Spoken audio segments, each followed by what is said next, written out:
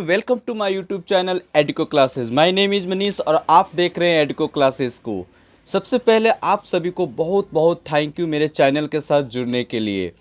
अगर आप ये वीडियो पहली बार देख रहे हैं तो प्लीज़ मेरे सब चैनल को सब्सक्राइब कर लीजिए और नीचे जो बेल आइकन है उसको प्रेस कर लीजिए ताकि मेरे वीडियो का हर एक नोटिफिकेशन आपको सीधे पहुंच सके और आपकी प्रिपरेशन में और भी ये अच्छा इम्पॉर्टेंट रोल प्ले कर सके। जी हाँ दोस्तों, अगर आप इस वीडियो को पसंद करते हैं तो प्लीज़ लाइक भी कर दीजिए और दोस्तों के साथ शेयर कीजिए। तो वीडियो को स्टार्ट करते हैं।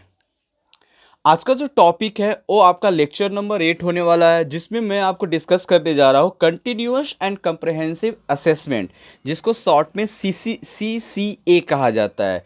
जी हाँ, ये काफ़ी ज़्यादा इम्पॉर्टेंट है क्योंकि जब से NCF नेशनल करिकुलम फ्रेमवर्क 2005 ने इसको एक जब से ये लाया था, प्रावधान लाया था, तब से ये इम्पॉर्टेंट हो जाती है।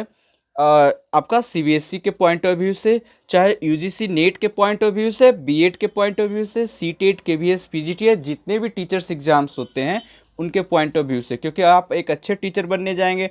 तो CCA क्या होता है, ये इसमें कैसे असेसमेंट की जाती है, ये सारे चीज़ों को आज के मैं इस वीडियो में डिस्कस करूंगा। तो आप बने रहे मेरे साथ और देखते रहे एडिको क्लासेस को, ठीक है। तो वीडियो लास्ट में आपको मैं एक चीज़ बताऊंगा जो इम्पॉर्टेंट होने वाला है, तो प्लीज़ लास्ट तक बने रहें और आप चैनल को सब्सक्राइब कर दें आप अगर नए हैं तो, ठीक है। तो इस वीडियो में सबसे पहले हम जानेंगे कि CCA क्या होता है, इसका मीनिंग सबसे पहले हम जानने की कोशिश करेंगे। सबसे पहले हम इसका फुल फॉर्म जानते हैं। तो CCA का फुल फॉर्म होता है कंटिन्यूअस एंड कंप्रहेंसिव असेसमेंट। इसमें स्कूल को मतलब स्कूल बेस्ड असेसमेंट है, ये स्कूल बेस्ड असेसमेंट है। इसमें आपका जो स्टूडेंट्स का जो ओवरऑल डेवलपमेंट को क्या असेसमेंट किया जाता है, मूल्यांकन किया जाता है। चाहे वो आपका जो असेसमेंट होगा वो आपका स्कॉलस्टिक्स होगी या फिर को स्कॉलस्टिक्स होगी।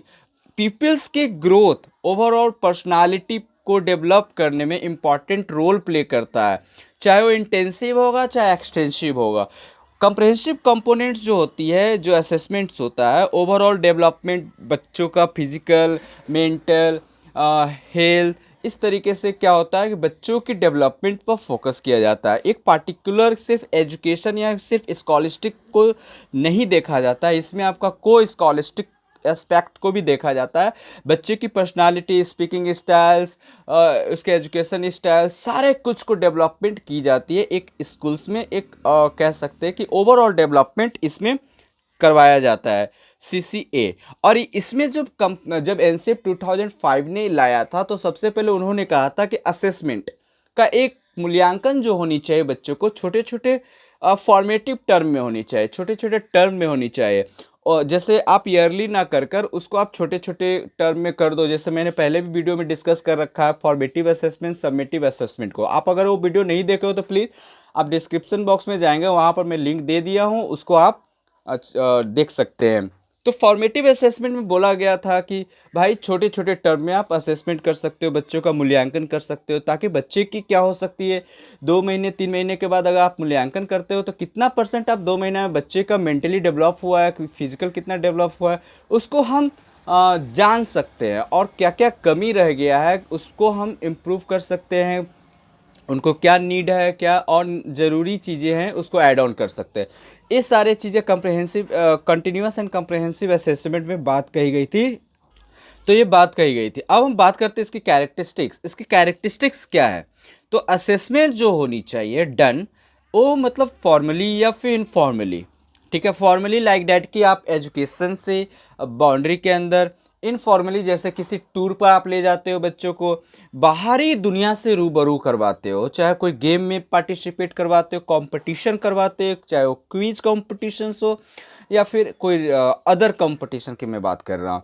तो इसमें फॉर्मली आप स्कूल के अंदर में जो भी एक एज अ क्लास के टाइम टेबल के अकॉर्डिंग उसको आप करवाते हो तब वो फॉर्मली होगा। इनफॉर्मली जैसे कि बाहर की दुनिया में रूबरू करवाना, चीज़ों को एक as a practical, as a report, as a मतलब कह सकते हैं कि एक बाहरी की दुनिया के साथ कनेक्ट करवाना बच्चे को, ठीक है। इसमें जो हो सकता है, जो आपका सीसीए आपको कंटिन्यूअस एंड कम्प्रहेंसिव असेसमेंट की जो मैं बात कर रहा हूँ, इसमें मल्टीपल टेक्निक आप यूज कर सकते हैं एज अ टीचर। ठीक है, ये कंटिन्यूली प्रेडिकली हो सकता है, असेसमेंट मूल्यांकन हो सकता है। आप मल्टीपल टेक्निक का यूज कर सकते हो जो आइडेंटिफाई क्राइटेरिया इंडिकेटर के थ्रू आपको मतलब थ्रू प्रोवाइड किया गया हो। कोई सीसी कह सकते हैं कि आपको सीबीएसई ने जो प्रोवाइड किया है उसके अकॉर्डिंग आप बहुत सारे टेक्निक आप यूज कर सकते हैं। ठीक है, तो इसमें कोई एक आप किसी टेक्निक या किसी भी रूल से आप बंधे नहीं रहेंगे। आप अपना भी, अगर आपके पास टेक्निक है जो बच्चों की इन्हेंस कर सकता है उसके डेवलपमेंट में, तो आप उसका भी यूज कर सकते हैं। तो ये इसका कैरेक्टरिस्टिक्स है। ठीक है, अब इसका हम बात करते हैं सिग्निफिकेंस ऑफ सीसीए। तो सिग्निफिकेंस यानी इसकी इम्पोर्टेंसी क्या रहा है। तो सीसीए का जो रहा है कि ये जनरली जो memorisation, memorisation I had already discuss in previous video कि रूट लर्निंग पर फोकस ना करके हॉलिस्टिक लर्निंग पर ये फोकस करता है। ये जो आपका है हॉलिस्टिक लर्निंग, हॉलिस्टिक का मतलब होता है आपका ओवरऑल डेवलपमेंट।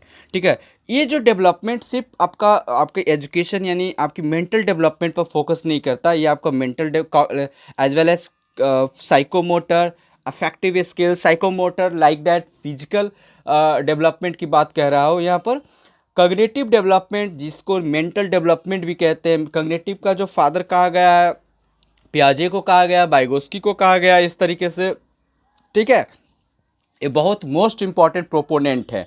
अगर आप बाइगोस्की का थ्योरी या फिर पियाजे के थ्योरी क्या है वो क्या कहे, तो अगर जानना है तो प्लीज़ आप जाएं और मेरे प्लेलिस्ट में, वहाँ पर भी आप इस सब का कॉग्निटिव डेवलपमेंट क्या होता है, सोशियो कल्चर डेवलपमेंट क्या होता है, सब कुछ वीडियो का मैं डिस्कस किया हूँ, आप देख सकते हैं। ठीक है, तो ये जो है कॉग्निटिव या साइकोमोटर या अफेक्टिव स्किल्स जो होती है, ये काफ़ी ज़्यादा मतलब इस पर फोकस किया जाता है सीसीए में। ठीक है, इसका जो एम्स होता है सिटी यानी बच्चों को एक ऐसा सिटीजन बनाना जिसके अंदर साउंड वैल्यू, एप्रोप्रिएट स्किल्स आना चाहिए, एक मोरल स्किल्स आनी चाहिए। उनके अंदर बहुत सारे मोरल स्किल को डेवलप करने की बात कही गई है।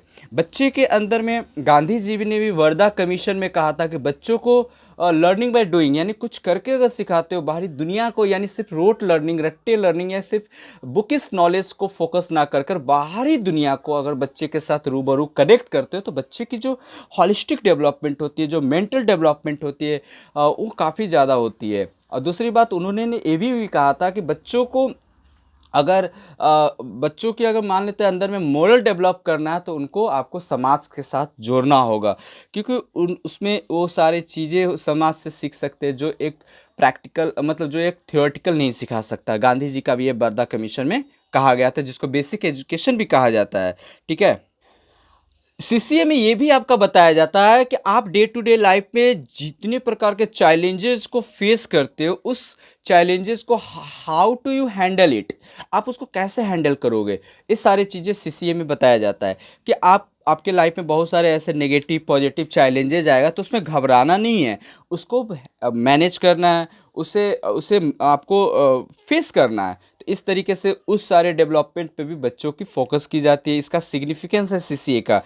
Co-scholastic assessment will focus on holistic development that will lead the lifelong learning। तो आपका को स्कॉलिस्टिक असेसमेंट जो है वो आपका हॉलिस्टिक डेवलपमेंट पर फोकस करेगा, और साथ ही साथ ये जो है शॉर्ट टर्म आपका मतलब अफेक्ट नहीं होगा, लाइफ लॉन्ग अफेक्ट आता है इसका। आप अगर बच्चों को कोई थ्योरी पढ़ा देते हो और उसको प्रैक्टिकल लाइफ में अगर इम्प्लीमेंट करवा देते हो साथ ही साथ, तो आपका जो बच्चे का जो डेवलपमेंट वो कभी नहीं भूलेगा। लेकिन अगर थ्योरी पढ़ा कर अगर आप छोड़ देते हो, तो बच्चे की जो कुछ दिन के बाद वो क्या होता है, भूल जाता है। इसीलिए आपको बच्चे जो भी थ्योरी पढ़ा रहे हो उसको प्रैक्टिकल से आप उसको समझाओ, ज़्यादा आपका डेमोन्स्ट्रेटिव मेथड से समझाओ, वो ज़्यादा बेटर होगा थ्योरेटिकल मेथड से।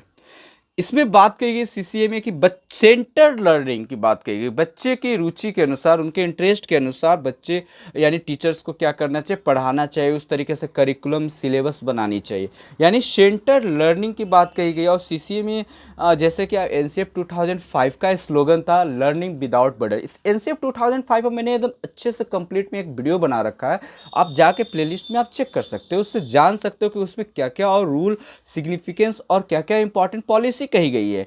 तो बहुत ज़्यादा इंपॉर्टेंट, क्यों आज जितने भी हम अभी एजुकेशन सिस्टम है उसमें एनसीएफ 2005 का ही मेंशन करते हैं। सब उसका पैटर्न यूज करते हैं, क्या क्या उसमें कहा गया। तो उसमें एक स्लोगन था लर्निंग विदाउट बर्डन, वो काफ़ी ज़्यादा इंपॉर्टेंट रोल प्ले करता है कि बच्चों में पढ़ाना है, सिखाना है, लेकिन जैसे कि बहुत सारे हैवी जो बैग्स होते हैं, जैसे कि बिना मतलब का आप किताब सब सारा टोटल कैरी करवा रहे हो, स्कूल में ले जा रहे हो, उससे उससे कोई फ़र्क नहीं, उससे मतलब बेनिफिट नहीं होगा।